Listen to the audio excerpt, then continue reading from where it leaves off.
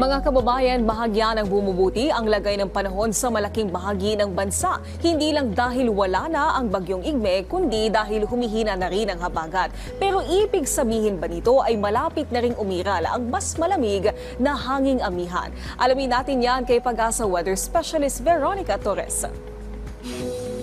Magandang tanghali po sa inyo pati na rin sa ating mga taga-subaybay sa PTV4. Sa kasalukuyan, yung southwest monsoon o habagat ay hindi na nakakaapekto sa kahit na anong bahagi ng ating bansa.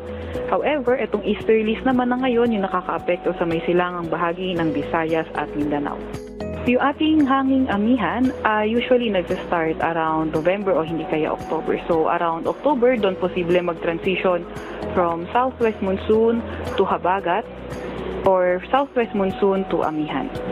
Para sa lagay naman ng panahon, sa may Metro Manila at buong Kapuluan, asahan natin partly cloudy to cloudy skies, may mga tsansa ng mga localized thunderstorms.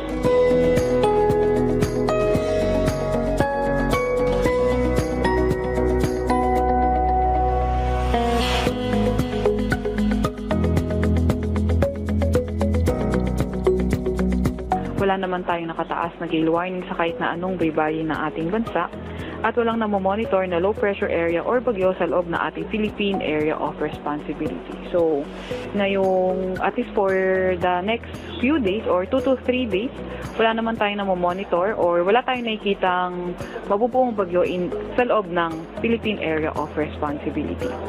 Ito naman po yung ating mga dam.